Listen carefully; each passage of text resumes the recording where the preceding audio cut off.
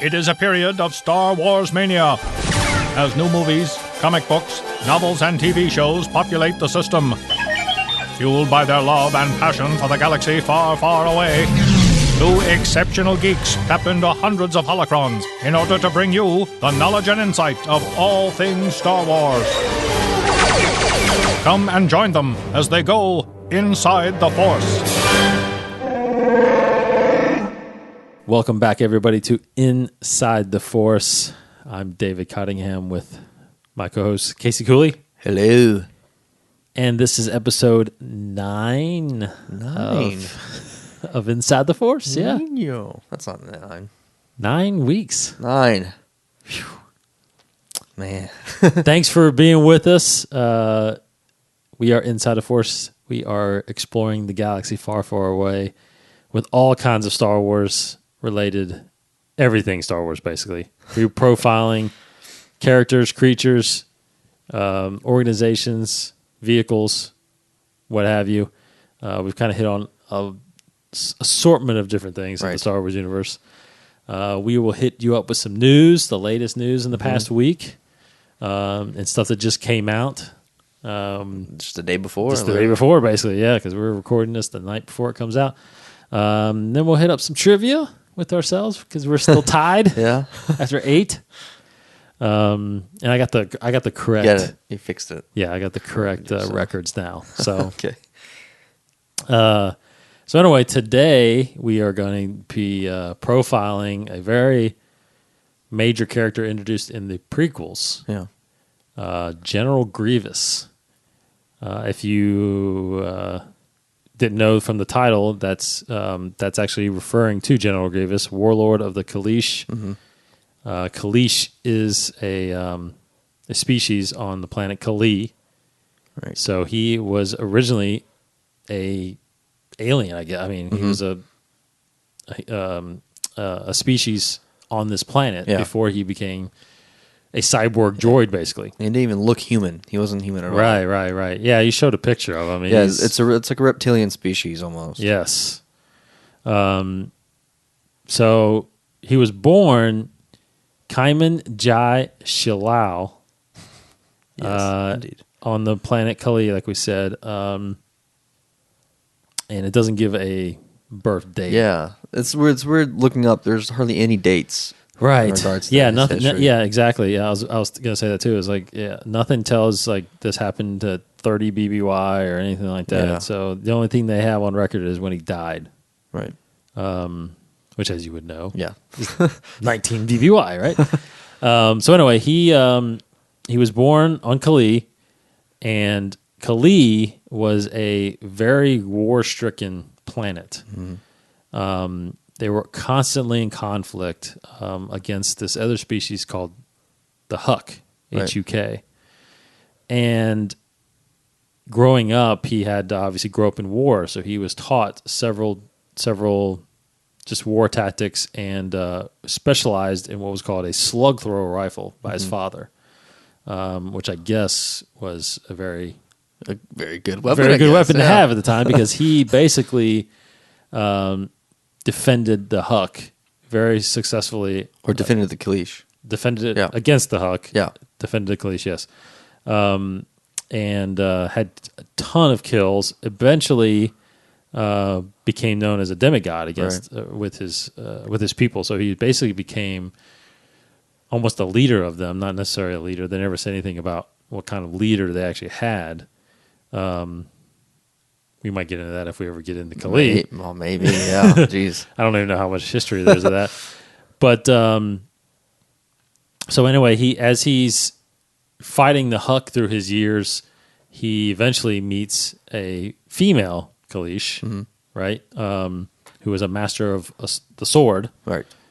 Her name, Raduro Lee Kumar, and the two became very close and basically fought off the Huck for so many years. But as tragedy would always happen to the warriors, Yeah. They ended up getting separated on a certain battle, and she got brutally killed by the Huck. which sent Kaiman at the time still in just great despair, but complete anger. Yes. And unleashed his anger by driving the Huck away from Kaleesh finally, but not even stopping there. He just kept going, actually followed them to their homeworlds, to their colonies, and was just trying to wipe them out completely. But at some point, I think it's at the end. So when he started, he came back and after he forced them all off. It says he ended up taking 10 wives, having 30 kids. Yeah, because I read that their race, they're polygamists. So they have a bunch of wives. Yeah. So yeah, he is. Apparently, John Grievous has 30 kids out there running around. So after he drives them away, he realizes that it's not for him, basically, and that he's so distraught over losing Kumar that he takes the name Grievous as to kind of describe his heartbrokenness and live with that for the rest of his life. So at some point, like we said, there's no real years there, but he successfully fights the Huck away. Yeah. Lives with this despair. So he's still. But here's the thing: is that the biggest thing was, which I thought was interesting, was that because this battle raged on, the Huck actually asked for help from the Republic and the Jedi, and they actually forced Grievous. Well, he wasn't Grievous. His race to stop, and they fined their planet. And they basically drove him into poverty because they hit him with so many fines. They had so much debt. Yeah, it was a famished world. So part of that became part of his life, and that's where he came up with the name Grievous. Yeah. So he could grieve for his entire life. Correct. Yeah. So anyway, that's where we are when he becomes Grievous. Now Casey will kind of explain when he becomes the cyborg. Yeah, becomes the General Grievous. So at this point, as you said, his planet, Kaleesh, is stricken with poverty because of all the taxes and embargoes that the Republic has put on him.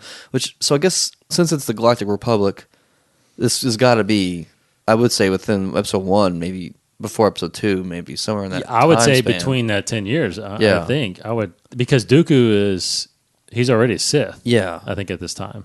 Yeah, because it's not long until I'm about to talk about where he meets Dooku. Because it's during this time where the planet is in poverty.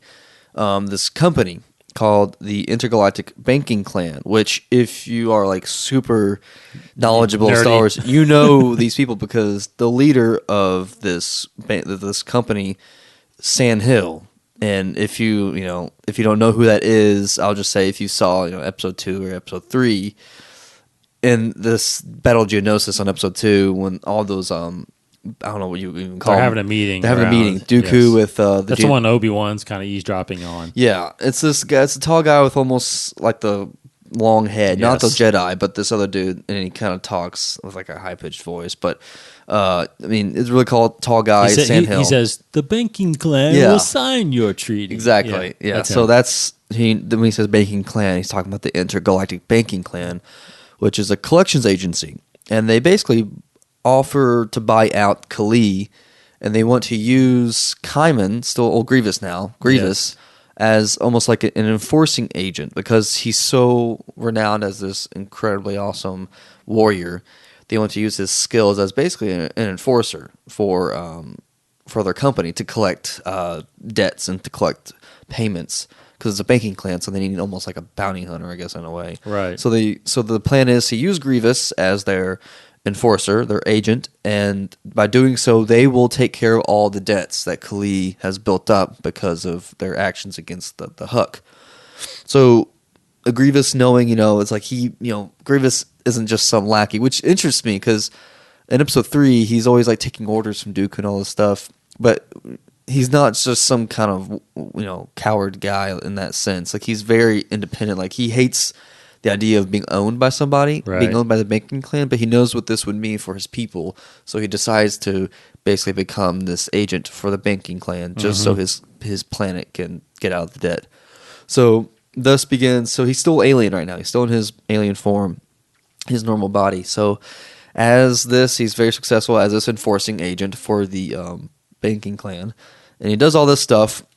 But something happens back on his home world, where the Huck kind of come back, and they desecrate some burial grounds, some sacred ground on the planet of Kalee. So Grievous wants to go back and fight him off again. The banking clan doesn't like that because they need him.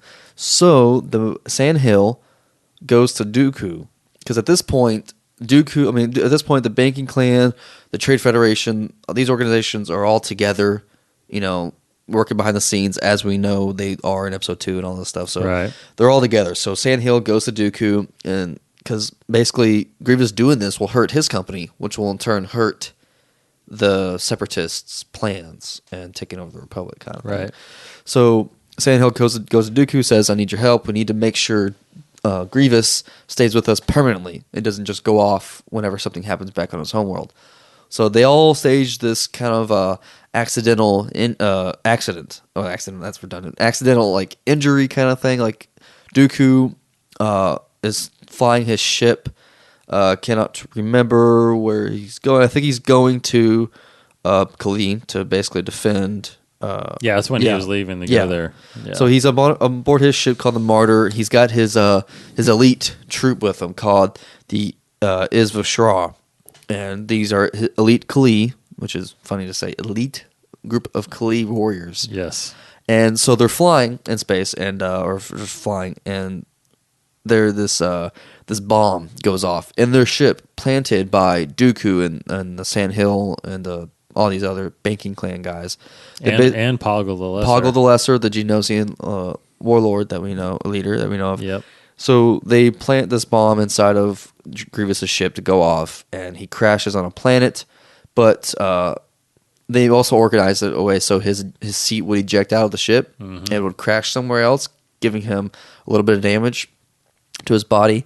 And basically, later on, Grievous would be, or Dooku said, Grievous said, "It's the Jedi did it," all this stuff. Right. And throughout this whole time, even with the Jedi, what they did to his planet, and even the story that Dooku's telling him, is building up the hatred toward the Jedi. Right. So that's all the motivation there. But when Grievous crashed, his body didn't really take a lot of damage because he's so strong and awesome. So Dooku and the other guys basically, while he was kind of unconscious, beat him up. Basically, they gave him more injuries than he really had after the crash, just so they can be like, "Look, your body's so damaged. We need to put you in this surgery. We need to give you this body to make you alive, to keep you living."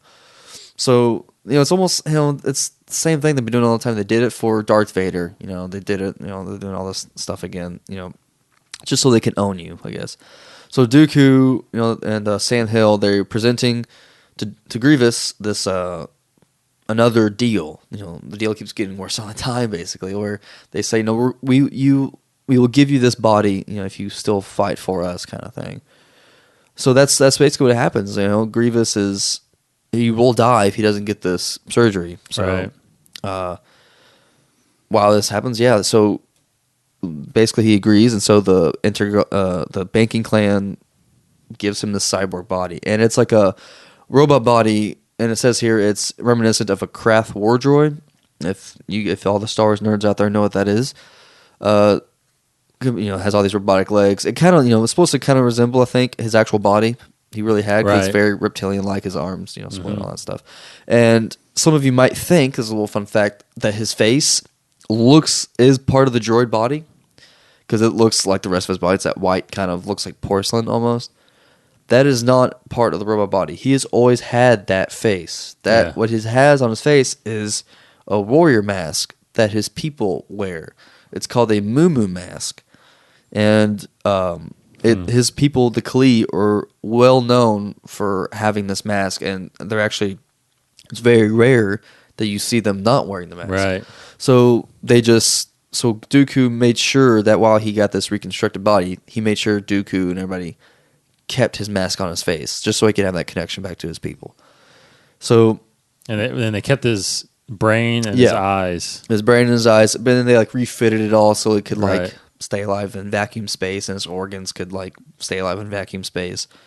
And then they so basically that's how he became. And as soon as he got that body, Dooku granted him the rank of supreme, Commander of the Droid Armies. Exactly. Yeah. And first Grievous didn't like that role. He thought it was insulting in a way, but he became what we all know it as in the movies.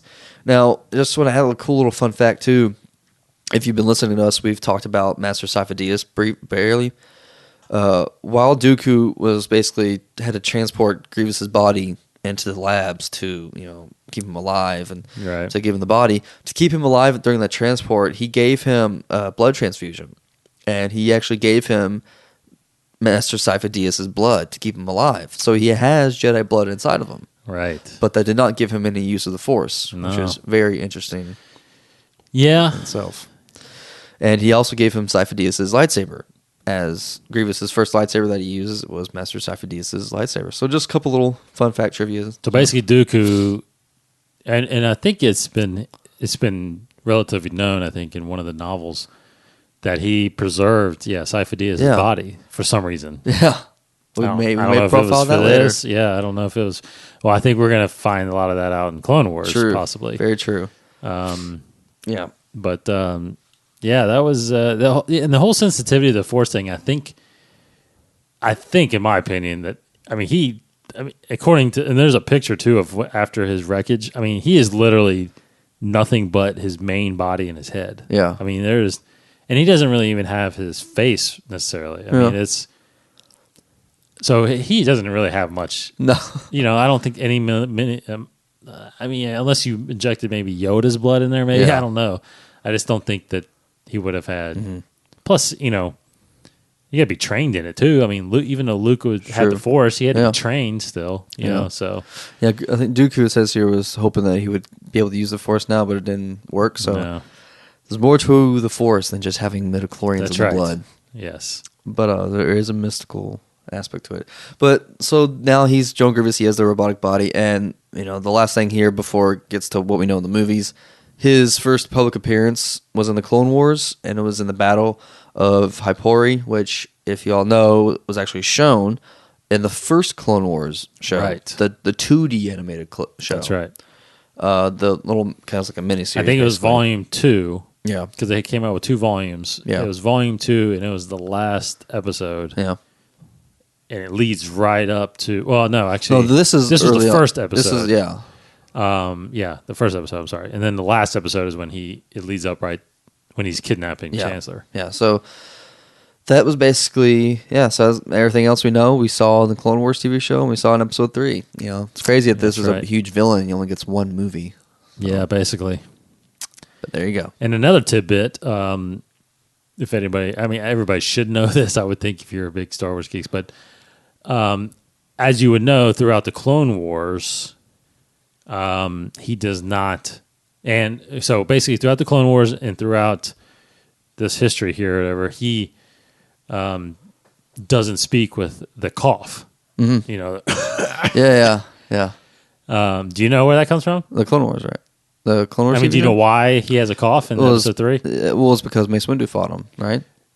Yes, but do you know why they gave him the cough? Oh, why they gave him the cough? Yeah. I think you told me this before. I can't remember, though. Because the whole time George Lucas was writing Episode 3, he had a cough. Okay.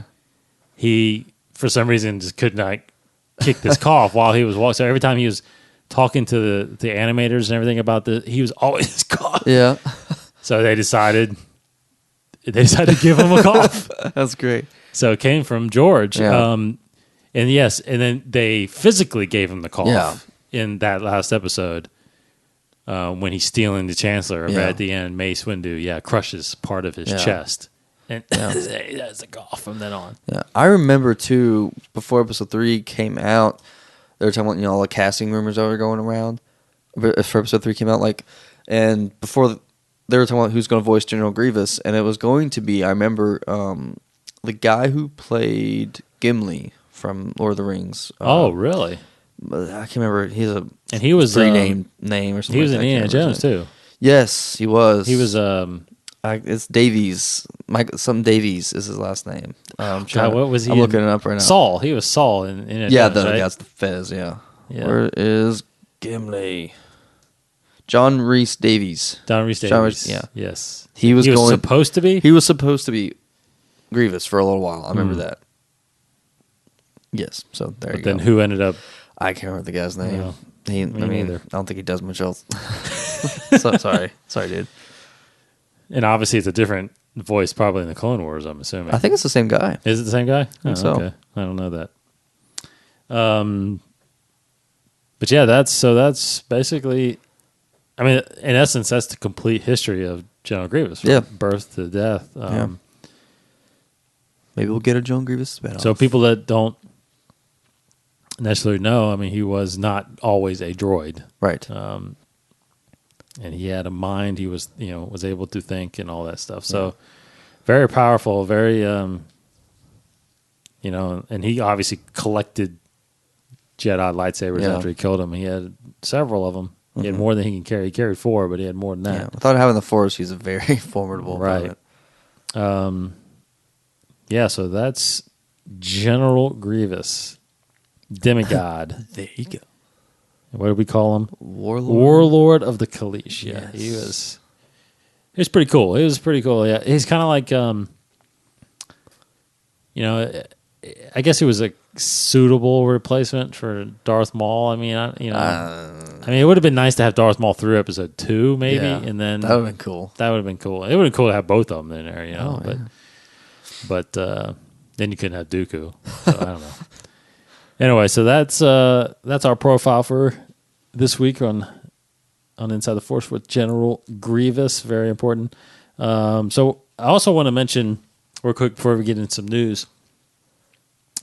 We decided we're going to actually kind of shape these profiles a little bit, kind of theme them a little bit more instead of just kind of randomly coming up with somebody. So we'll do one more next week. Not necessarily sure what yet, but we'll do one more next week. But then starting in June, the week after, we'll spend the whole month of June on kind of a main topic almost, or a main profile that kind of a more general profile, and then we'll kind of split into it. So basically what we're talking about doing is the month of June, we'll probably hit on the actual Rebel Alliance as an organization. So that means leading up to that, we'll profile several key members of the Alliance, how it started, kind of stuff like that. And then we'll talk about the history of the Alliance and how it came to be and all that stuff. So I think that'll be a good thing to do. And then the following month we'll come up with something else and so forth. So it's just not some just random, just like, oh yeah, what are we going to talk about? Let's talk about this. We're going to get organized for you. Yeah. But anyway, we actually, Casey and I agreed too that, because we normally were recording these on the weekends and then releasing them on Tuesdays, but we were deciding, hey, if we can, why don't we just do this Monday night so that we know the news up until, and it was key this week because there was a huge announcement today being Monday, about the animated stuff. The animated show. What was that news? Yes, the biggest news is Lucasfilm has announced a new animated series called Star Wars Rebels. We have been, getting a lot of glimpses into possibly a new show in production, Star Wars related, by Dave Filoni, the guy who did the Clone Wars. So today, or May 20th, yesterday, if you're hearing it on Tuesday, we have been given a video, an interview with Dave Filoni, talking just a little bit about the show, Star Wars Rebels. It will be set in between episode 3 and 4. It will basically be about. I'm trying to pull up like a quick little synopsis of the show, but yeah. So it's going to be. He didn't say specifically when it's going to take place in between 3 and 4, but just in that span of 3 and 4, it's going to be basically about the Jedi Purge. I think it's Sidious, or the Emperor now, sending out the Imperial troops to wipe out the rest of the Jedi. Yeah, it says here it takes place. Yeah, securing its grip. Takes place where the Empire is securing its grip on the galaxy and hunting down the last of the Jedi Knights as a fledgling rebellion against the Empire is taking shape. Yeah. So that sounds like it's literally right after Episode 3. Could be, yeah. I mean, hunting down the last of the Jedi Knights. I mean, that's I'm surely they're not. I mean, I guess around when Force Unleashed came out, they were still hunting. I mean, General Coda was still out there. Yeah.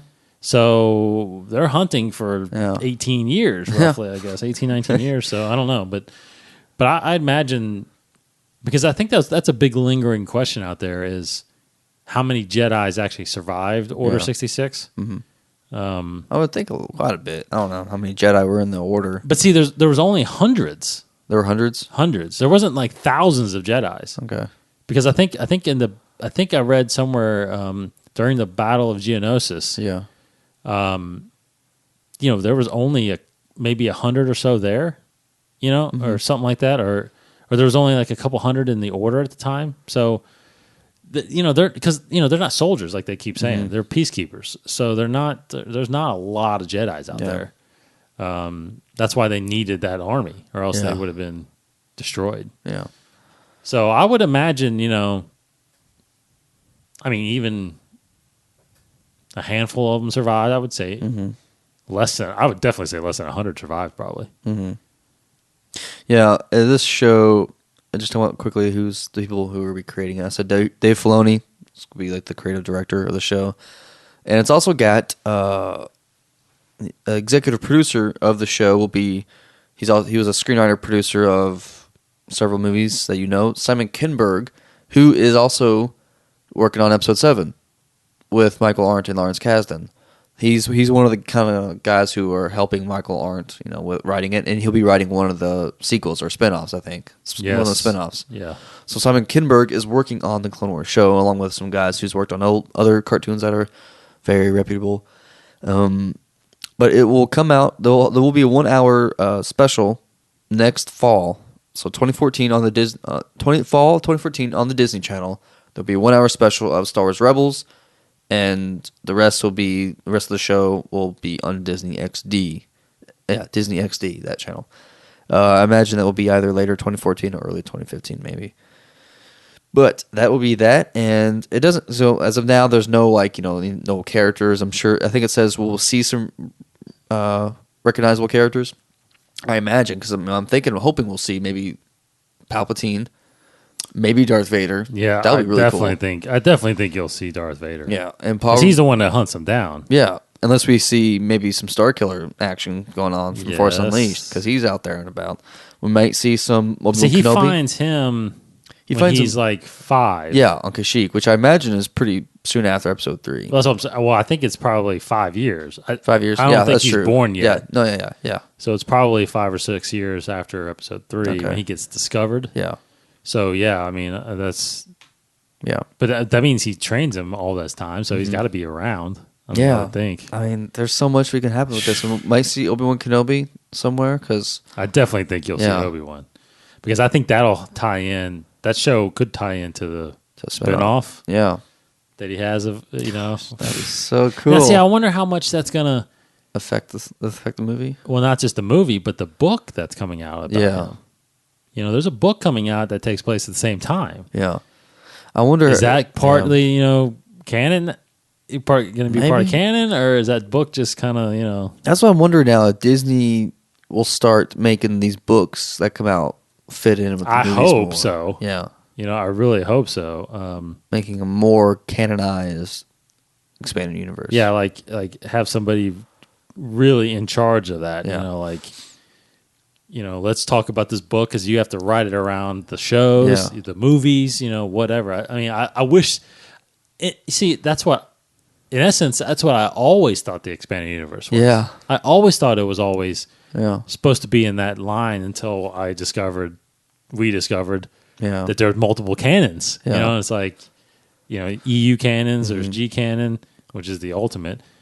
And then everything falls into non-canon if it doesn't, if G canon contradicts it. So it's like, man. So it's a little disheartening, that some of the expanding universe stuff like doesn't become real. But I hope that changes. Dave Filoni though has used some EU characters in Clone Wars. Or at least he was going to. Like we know he was going to use Darth Bane. Excuse me.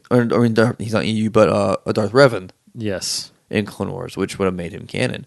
Yes. I believe he's used several other EU characters in the Clone Wars. I think he has. I gotta say, Revan is probably canon, even if they talked about it, like that. I think because Bane, Bane is, and Revan found Bane's. Yeah. No, it was Bane that found Revan's holocron. Yeah. So I would think so. Got to be Revan's probably. Yeah. So I figure we might see some. I don't know exactly what EU characters would be in between 3 and 4, because that has not been explored hardly at all in the books or anything like that. So, and it's interesting. If there is a video, as I said, you can watch. I believe it's probably on Stars.com about Dave Filoni talking about the show, and they're pulling a lot of their source material, or a lot of their kind of images and a lot of their concept art from Ralph McQuarrie's concept art of Episode 4. And he did a lot of the storyboards, a lot of the concept art, back in the 70s for, Star Wars. Fantastic. Like, you've seen some of the stuff at Star Wars Celebration, and that's awesome artwork. And Dave Filoni, they're using a lot of these images as visual consultants, basically, like visual examples of what the show can look like. And if they do that, the show could look pretty cool, because it's very pastel-y, pastel colors. They're trying to make the show look more like Episode 4 than the prequels. So they're making this, they're pushing the visual transition into the original trilogy, which is just going to be a totally. I mean, it's just one thing I'm really curious of how they're going to make Episode 7 look, because in theory they should make Episode 7 probably like the originals. I know. Maybe more like the prequels, because hopefully in that 30-year time span they have rebuilt the galaxy, and so maybe it looks more prosperous that we like we saw in the prequels. Or does it still look like almost like a wasteland? Well, I think that we didn't see. I don't think we saw it in the originals because we never went to those planets. Yeah. We were always isolated on uninhabited worlds or very, primitive. Yeah. As in Endor, I wonder what Coruscant looked like, Coruscant still looked the same. Yeah. Because you saw at the end of Episode 6, it was still that's right. It was still a glorious city. Yeah.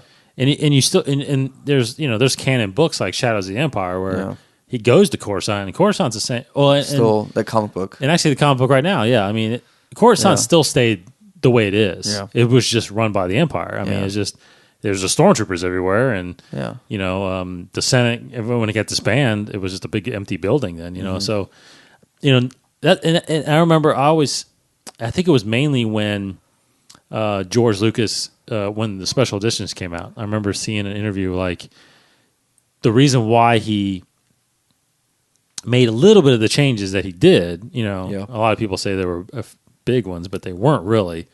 But when he changed the special editions, he said, we're so stuck in a corner with the original trilogies. You're stuck in the Death Star, you're stuck on Yavin, you're stuck on Hoth, you know what I mean? You're stuck in Bespin, Cloud City. So it's like you're stuck in all these places. Well, the prequels are my chance to show you the galaxy. Right. I mean, that's what he did, and I think now that we've seen everything, that's I definitely don't think 7 will tone it down. Yeah. I mean, I think it'll look like Star Trek. Yeah, to be honest. I mean, but have the Star Wars worlds in it and all that stuff. So I don't know what planets. We don't know yet what planets are going to be going on. If we're going to see. I'm assuming we're going to see all new ones, different worlds and stuff. But obviously Coruscant's going to be a big part of it still. So I don't imagine Coruscant being different. I mean, honestly, I wish Coruscant was somehow could be in the originals. I mean, that would have been cool to see. But obviously you couldn't have the technology then. So that is essentially Star Wars Rebels. You know as much as we do basically now, which is not much. Not much. But the fact that we are getting something before Episode 7 is awesome. Because I thought there's no way we're going to get anything before 2015. So this is coming next fall. If you're lucky enough to make Celebration Europe, there's talk that they're going to show something there, Absolutely. which is in July. Yeah. If you want to make the trip to Germany, July, I just had it pulled up here. It is July 13th, I think, or something like that. Load. July 26th to the 28th in Europe, in how do you say that? Messiessen? I don't know. Messiessen, Germany. But if you can wait, I'm sure there's going to be a celebration. There's already talks that Celebration will be coming back to Orlando in 2014, and I am getting us seats and tickets there, so we will be there. Absolutely. I'm positive. So, yeah, never fear. There will still be Star Wars TV shows. Yes. I'm sure this will take place of Clone Wars very well. And you mentioned what channel they're going to be on? Yeah, the first will be the Disney Channel, then it'll be Disney XD. Yes. Which the 1 hour premiere or special will be Disney Channel, and the rest will be Disney XD. Yeah, and I already know somebody that said that their TV doesn't come with Disney XD. Oh, someone said that? Yeah, it's a satellite channel usually, so Yeah. it's like local cables really don't have Disney XD, so he's gonna have to switch, or else come over here. Yep. So, all right. Well, that's the biggest headline, the most, there's something with the most clout. There's a couple other headlines I will share that are, one's, I'll just go ahead and say one from episode 7. There was a casting rumor for episode 7. This comes from Latino Review. Their kind of big movie scoop guy, El Maimbe, who's done several scoops. Some of them have turned out to be legit. Some of them have fallen through.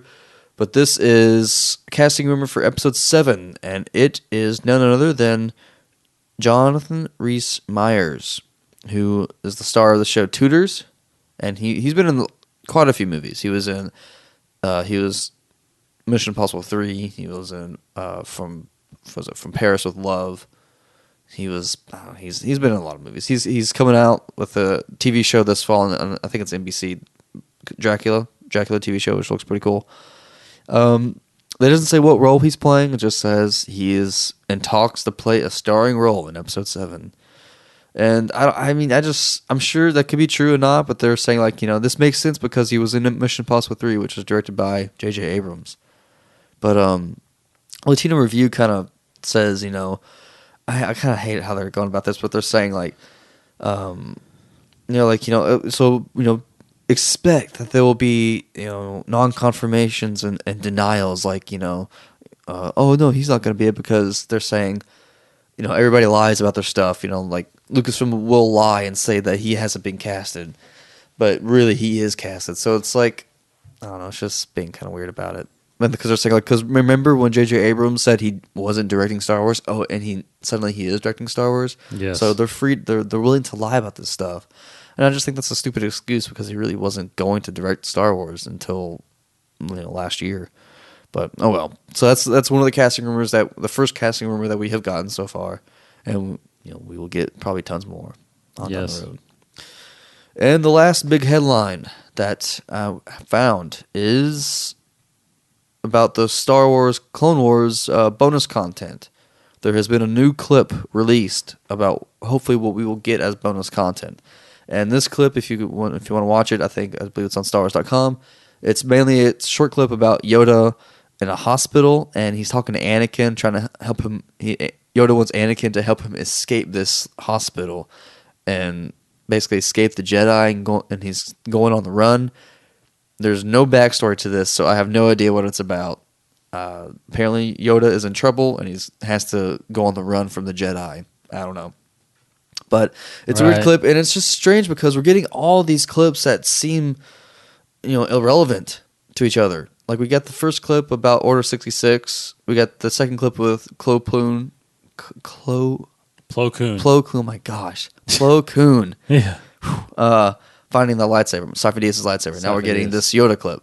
The first two may be related because it's Order 66 and Sifo Dyas and all that. But this with Yoda, I don't know what's going on. Like, it feels like He's just giving us clips that could have been part of the show, not necessarily the bonus content we'll receive. I don't know, because we're supposed to get 2 story arcs.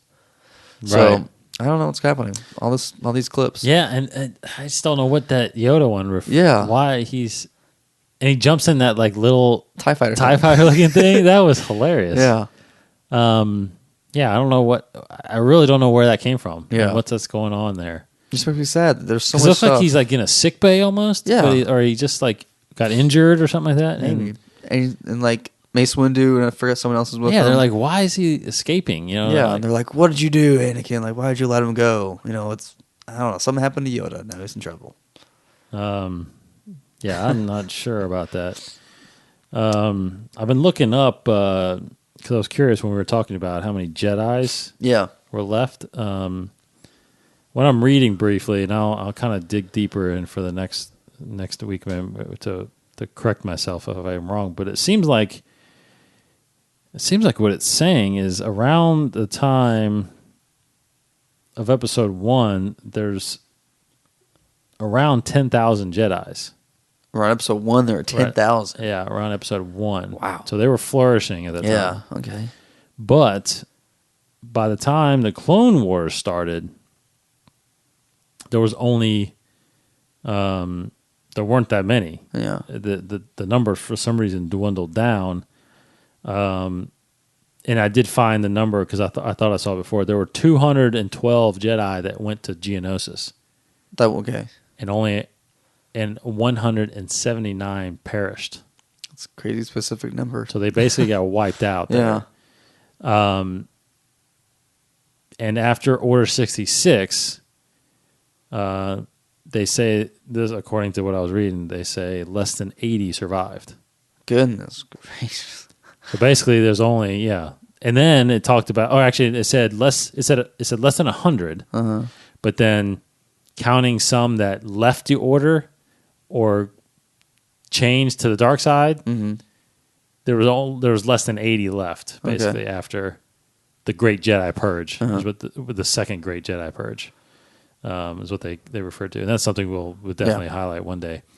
But, so, and there was a question that came up, too, when I was reading. They were talking about, well, what about Yoda when he says to Luke, the last of the Jedi you will be? It kind of explained it to where he doesn't know how many survived. Yeah. He just assumed, because remember they went in Episode 3. They went back and canceled the distress signal. So the ones that were coming back finally realized, okay, it's a trap. I'm gone. It's a trap. Yeah. That's a trap. So they ended up saving some, but they still don't know. They went into exile, so they don't know how many survived. So, and plus, you got to think that's 20-something years later, 24 or 5 years later. Luke very well might have been the last. Yeah.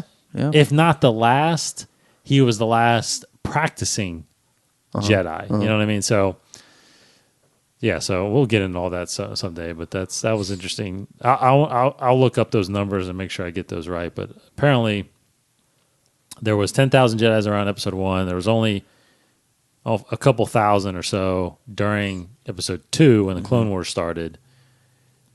When Order 66 happened, less than 100 survived. It's crazy. So basically thousands got wiped out. So Palpatine did his job. You know what I mean? Yeah.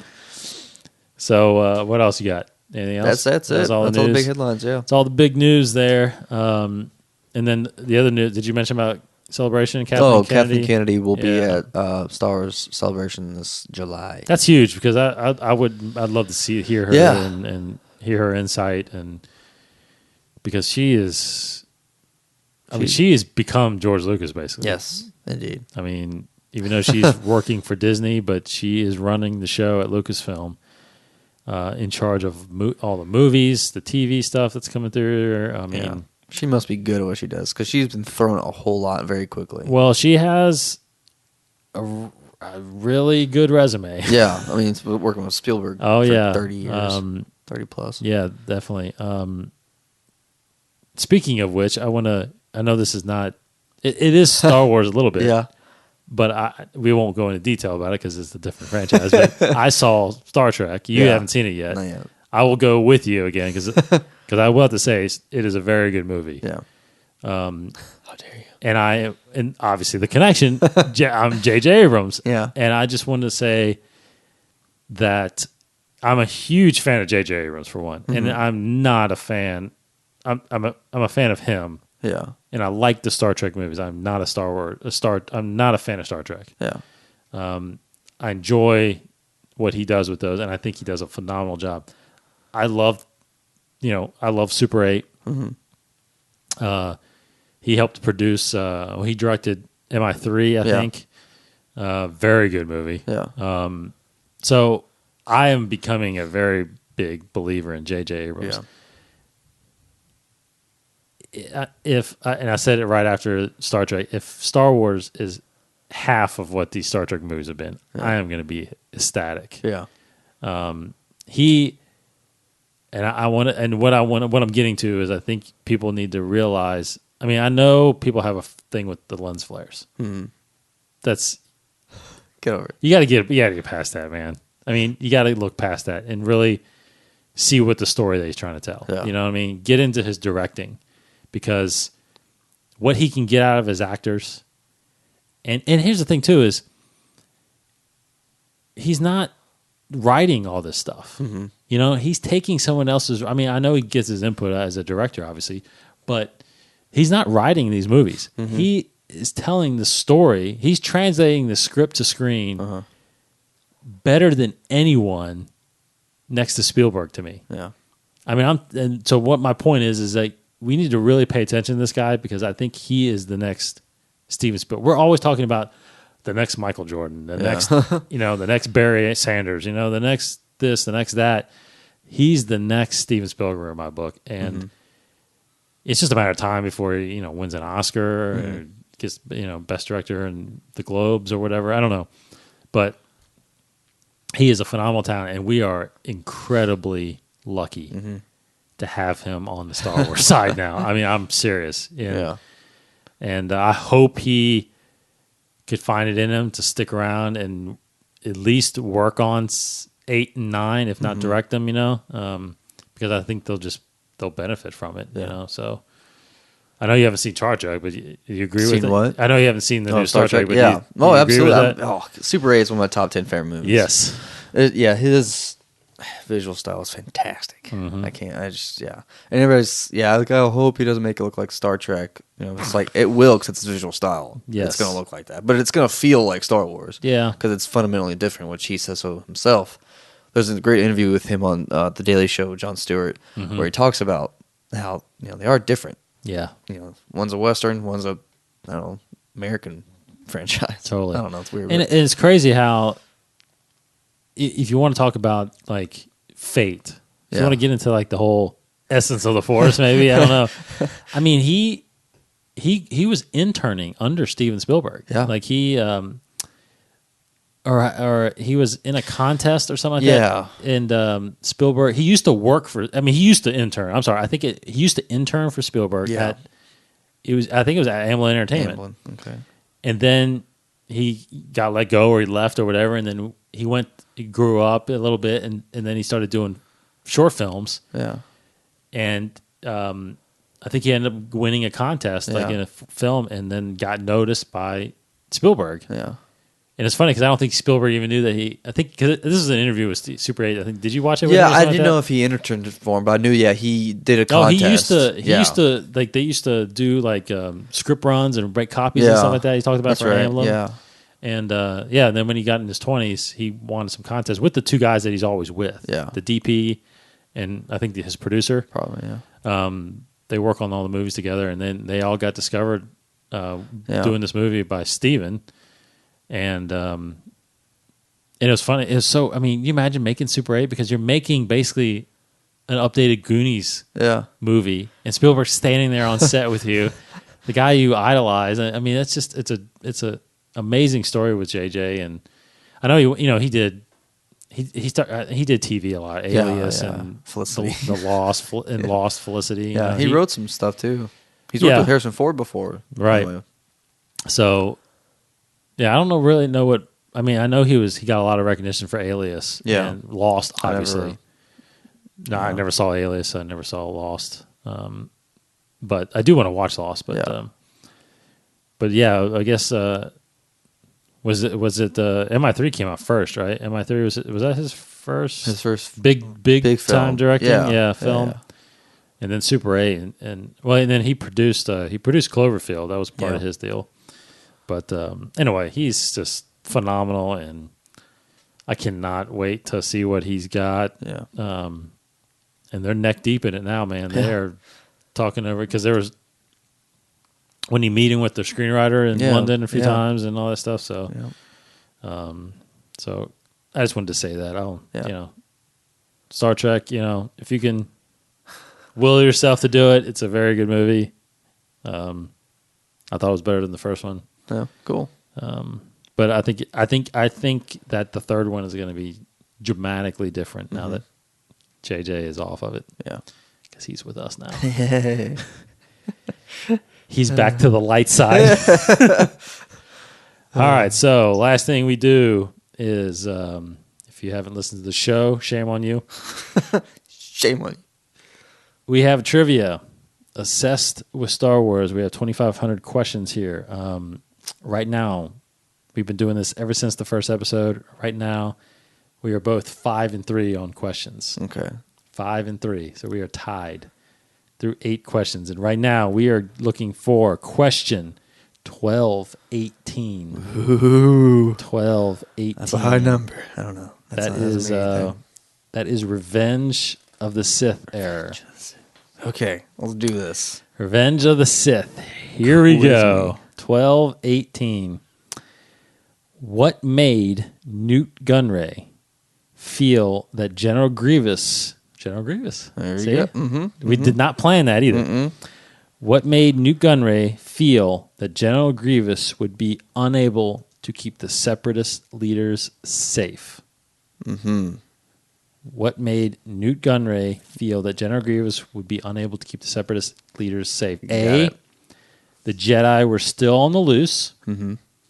B, Chancellor Palpatine managed to escape his grip. C, General Grievous was just a droid. Or D, General Grievous had failed before. Okay.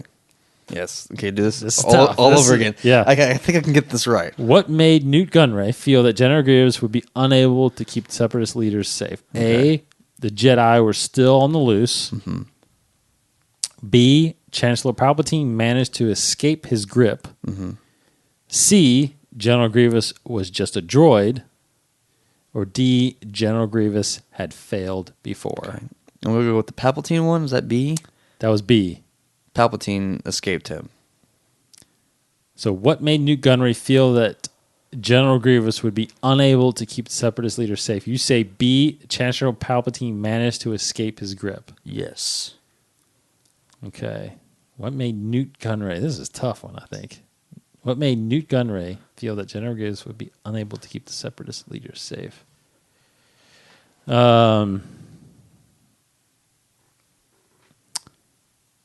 Chancellor Palpatine managed to escape his grip.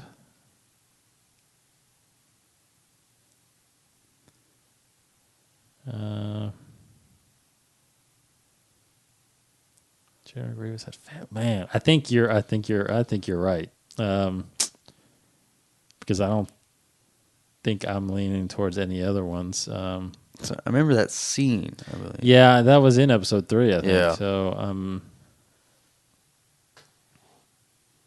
I mean, A is kind of the Jedi were still on the loose. I mean, that's kind of possible, but I don't think that's right. So I'm going to have to go with you too, man. I think it's B. Okay. I really do think it's B. We're in this together.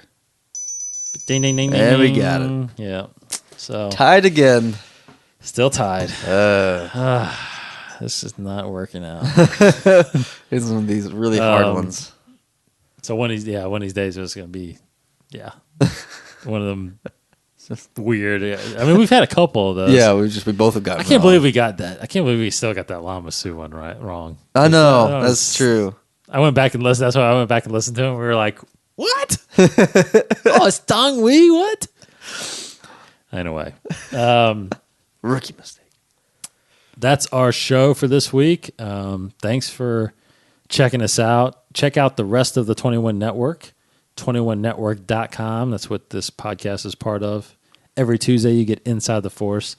The rest of the network, you got KooCast on Mondays, Popular Fanatics on Wednesdays, 21 Podcasts on Thursdays, and In the Comics on Fridays. So you got all week, every podcast, every week, all brand new episodes. Next week, we are, like I said, we're going to highlight somebody else, keep you up to date on some news, whatever comes out, do some more trivia. And then the following month of June, we are going to hit the Rebel Alliance pretty hard. We are going to dive into, hopefully, in essence, of the Rebels TV show, but kind of tell you how the Rebel Alliance came about and who started it and what the origins were and whatnot. So that's going to be pretty cool to do. Yeah. So that was the show. Follow us on Twitter at Inside the Forge. We're really grateful. We're actually gained a couple more. We're starting to get out there. Thanks to Ashley Eckstein for one, her universe following us now, so that's good. We're gonna try to use that. try to catapult that a little bit for that. So keep spreading this word. We're actually also we'll definitely do we'll do this next week. I want to do another giveaway or something. Okay. So we got some stuff we can give away. So we'll do a little contest with you guys, listeners out there. Appreciate all that. So we got like some Darth Vader figures and comics and all that stuff we can give away. So anyway, we'll do that. We appreciate everybody listening. For Casey Cooley, I expected someone with a reputation to be a little older. Very good. Yeah, very good. I'm David Cottingham, and this is Inside the Force. Thanks for listening, and may the Force be with you. This has been a production of the 21 Network, a collection of weekly podcasts. For more great podcasts, visit 21network.com. To view additional content, subscribe to our YouTube channel at youtube.com/21network. Follow us on Twitter at 21network for the latest news and updates. The 21 Network, for the fan and all of us.